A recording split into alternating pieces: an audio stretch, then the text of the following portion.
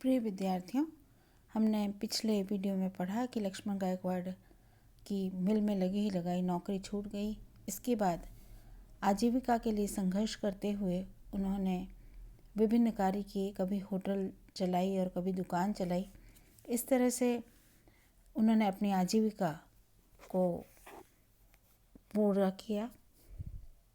इसके बाद उन्होंने एक पाथ रूट समाज संस्था की स्थापना की, जिसमें एन.बी. शेख और देश पांडे जी ने उनको सहयोग दिया। इस संस्था के माध्यम से बहुत सारे लोगों से जुड़े और उन्होंने लोगों की सहायता करना प्रारंभ किया और लोगों की नई नई समस्याओं को उन्होंने जाना। दूसरी तरफ अपने परिवार में उन्होंने अपने पिता और भाई की कमी को महसूस किया और उनको लगता था कि वे अपने घर वालों के लिए कुछ अधिक नहीं कर पाए। घर और अपने संस्था के कामों के बीच में वे कांग्रेस की तरफ से भी चुनाव प्रचार में काम करने लगे और नगर पालिका में उनको चपरासी की नौकरी मिल गई। अब उस नौकरी में आने के बाद में उनका जीवन थोड़ा संभला, थोड़ा पटरी पर लौटा। उस नगर पालिका में काम करते हुए वे ऊंचे ऊंचे अफसरों को देखते, बड़े अफसरों को देखते और अपने समाज के लोगों से तुलना करते। उन्होंने लिखा कि मैं सोचता हमारे लोग तो भूख के मारे चोरी करते हैं, उन्हें चोर कहकर सज़ा दी जाती है। ये लोग तो दिन दहाड़े चोरी करते हैं, इन्हें कोई सज़ा नहीं होती। यानी लक्ष्मण गायकवाड़ सीधे भ्रष्टाचार की ओर संकेत कर रहे हैं। वे कह रहे हैं कि हमारी जाति के लोग अभावग्रस्त हैं, वे भूख मिटाने के लिए चोरी करते हैं, लेकिन ये कुछ लोग हैं जो भरे पेट वाले हैं, लेकिन वे दिन दहाड़े चोरी करते हैं और वे किसी भी प्रकार की सज़ा को प्राप्त नहीं करते हैं। तो इस प्रकार लक्ष्मण के मन में द्वंद्व जो है वो और गहरा होता जाता है। वे सरकार की कार्य पद्धति और प्रणाली को देखते हैं, समाज की कार्य प्रणाली को देखते हैं और उनके मन में नए नए विचार, नया दुख, लोगों के प्रति वेदना का भाव जो है और गहरा होता जाता है। और वे लिखते हैं कि इस प्रकार दलित वर्ग की सहायता के लिए मैं बार बार उठकर खड़ा होता और कई बार उन्होंने अपनी सारी जमा पूंजी को भी लुटा दिया। मराठी द्वारा उठाईगिरों पर किए गए अत्याचारों को उन्होंने नज़दीक से देखा है, इसलिए उसका उन्होंने वर्णन किया है।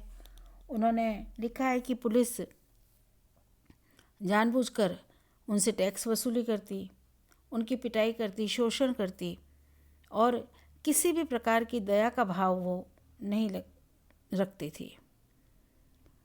उठाईगीर महिलाओं की स्थिति भी बड़ी दयनीय थी।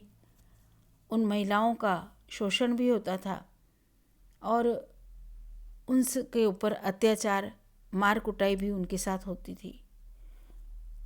लक्ष्मण गायकवाड़ लिखते हैं कि पुलिस का ऊंचा अधिकारी चाहता था कि जहां पर उठाईगीर जाति के लोग रहते हैं उस क्षेत्र में उसका तबादला हो, ताकि उसकी कमाई अधिक से अधिक हो सके और वे मालदार बन सके।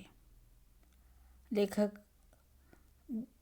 उपन्यास में अपने जाति और समाज की दर्दनाक विषम परिस्थितियों की जानकारी देते चलते हैं।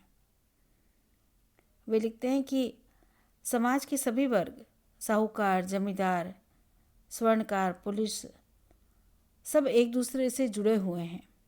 वे सब एक दूसरे का काम करते हैं, लेकिन दलित जो है वे सदैव उनकी चक्की में, उनके षड्यंत्रों का शिकार होते हैं।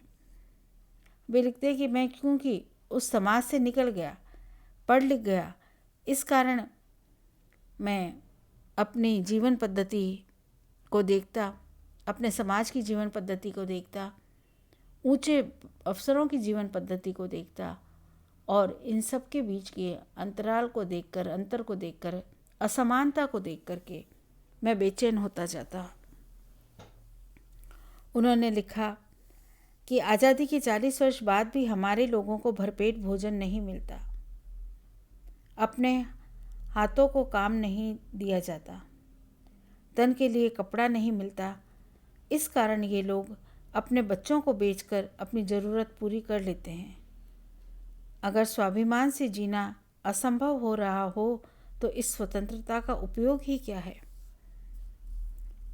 तो वे प्रश्न चिन्ह खड़ा कर रहे हैं समाज के सामने, सरकारों के सामने, कि यदि समाज का एक वर्ग जो है वह अभी भी अपनी आजीविका के लिए जूझ रहा है, उसे अपने जीवन की आवश्यकता पूरी करने के लिए रोटी, कपड़ा और मकान वो भी नसीब नहीं हो रहा है, तो ऐसी स्थिति में जब वह अपने बच्चों को भी बेचने को मजबूर है, तो इस स्वतंत्रता का क्या उपयोग है? क्या ये आज़ादी वास्तविक आज़ादी है या ये सिर्फ कुछ लोगों के लिए आज़ादी है? तो इस प्रकार के जो प्रश्न हैं वो इस पुस्तक के माध्यम से लक्ष्मण गायकवाड़ हम सबके सामने रखते हैं। वे लिखते हैं कि पाथरूड समाज संस्था के माध्यम से मैं बार बार अशक्तजनों की सहायता करता, शिक्षा छात्रावास के लिए कोशिश करता, बच्चों को पढ़ाने के लिए कोशिश करता। कई बार सफल होता और कई बार असफल होता। उनके समाज हित के इस कार्यों को देख करके चुनावी में उतरने वाली पार्टियों ने उनसे संपर्क किया और बहुजन समाज पार्टी ने उनको टिकट दिया और कहा कि हम पूरी तरह से आर्थिक सहायता देकर चुनाव में प्रचार प्रसार में तुम्हारी मदद करेंगे। लेकिन अंत में पार्टी मदद करने से मुकर जाती है और अपने जमा पूंजी के 8-10 हज़ार रुपये को भी लक्ष्मण गायकवाड़ उस चुनाव में गंवा देते हैं या खर्च करने के लिए विवश होते हैं। ऐसी स्थिति में कांग्रेस के साथ वे मजबूर होकर समझौता करते हैं और चुनाव नहीं लड़ते। परिस्थितियों में घिर जाने के कारण वे चुनाव नहीं लड़ पाते, लेकिन उनके समाज के लोग उनसे नाराज़ हो जाते हैं और इस प्रकार लक्ष्मण गायकवाड़ दोहरी मार झेलते हैं।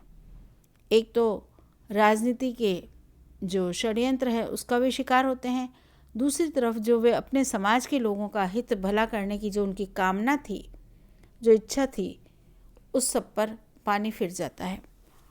उन्हें लगता था कि वे इलेक्शन में जीत कर अपने लोगों की सहायता कर सकेंगे, उनका भला कर सकेंगे, लेकिन वे सब वो नहीं कर पाते हैं। समाज उनसे अपेक्षा रखता है और वे उस अपेक्षा को पूरा नहीं कर पाते हैं और इसके फलस्वरूप उनकी समाज में निंदा होती है। और लक्ष्मण गायकवाड़ दुखी मन से लिखते हैं कि राजनीति ने किस प्रकार मुझे बलि का बकरा बना दिया। वो लिखते हैं कि मैं जानता हूँ कि राजनीति में उतरने की स्थितियाँ और उसमें उतरने लायक परिस्थितियाँ जो है वह नहीं है और उनका राजनीति से मोह भंग हो जाता है। वो स्पष्ट रूप से लिखते हैं कि राजनीति में अच्छे व्यक्ति जो हैं, सीधे सरल व्यक्ति जो हैं, उसका प्रवेश कठिन है। लेखक अपने इन दैनिक जीवन की परिस्थितियों से आज भी निरंतर जूझ रहे हैं। उन्होंने बैंक से ऋण लेकर के एक दुकान खोली है जो उनकी आजीविका का साधन है और उनकी पत्नी के निस्वार्थ सहयोग के कारण वे अपने सहायता के कार्य को निरंतर आगे बढ़ा रहे हैं। वे अपने जनरल स्टोर के माध्यम से जो जमा पूंजी है उसको भी विमुक्त जनजातियों के लिए, दलितों के लिए, शोषितों के हित के लिए खर्च कर देते हैं। लक्ष्मण गायकवाड़ का यह उपन्यास मराठी में लिखा हुआ है, जिसका हिंदी अनुवाद किया गया है। लक्ष्मण गायकवाड़ का जीवन जो इस उपन्यास में, इस आत्मकथात्मक उपन्यास में लिखा गया है उसमें दलित वर्ग की जो पीड़ा है, दलित वर्ग की जो वेदना है, दलित वर्ग का जीवन का एक एक दिन का जो संघर्ष है वह हमारे सामने उभर कर आता है। वैसे तो दलित वर्ग के जो रचनाकार हैं, ओम प्रकाश वाल्मीकि ने जूठन लिखा है, श्यामलाल जी की भी जीवनी हमने पढ़ी है, और इस तरह से बहुत सारे दलित लेखक हैं जो भिन्न भिन्न जातियों के हैं और उन्होंने अपनी समस्याओं को खुलकर लिखा है, उस पर बात की है। इन उपन्यासों के माध्यम से हम अपने समाज की जाति व्यवस्था की जो रूढ़ियां हैं, जाति व्यवस्था की जो कमजोरियां हैं, उनको हम स्पष्ट रूप से देख पाते हैं। अछूत या दलित वर्ग जो है वह किस प्रकार से जूझ रहा है, किस प्रकार से अपने अधिकारों की लड़ाई को लड़ रहा है, इसका भी हमको पता चलता है। तो मराठी लेखक लक्ष्मण गायकवाड़ के इस उपन्यास में हमको उठाई गिर जनजाति जो है उसके बारे में पता चलता है, उसके बारे में हमें जानकारी प्राप्त होती है, और इसके साथ ही दलित जीवन की जो समस्याएं हैं, उनके जो प्रश्न हैं, जो स्वाधीन भारत में आज भी हमारे समक्ष हैं। लेखक की बेचैनी यही है कि आज़ादी के इतने वर्ष बाद भी दलित वर्ग जो है उसकी स्थिति में सुधार नहीं हुआ है। कुछ लोगों का सुधार हुआ है, लेकिन अधिकांश लोग आज भी वैसी ही परिस्थितियों में हैं। उन परिस्थितियों से ऊपर उठने का उनके पास कोई रास्ता नहीं है। लेकिन इस उपन्यास में लेखक ने शिक्षा को एक माध्यम बताकर ये स्पष्ट किया है कि शिक्षा के माध्यम से ही आगे की ओर बढ़ा जा सकता है, जीवन को संस्कारित किया जा सकता है, ज्ञान को प्राप्त करके ज्ञान की राह पर आगे बढ़कर ही बदलाव संभव है। तो यह उपन्यास की एक संक्षिप्त कथा थी जिससे मैंने आपको बताया।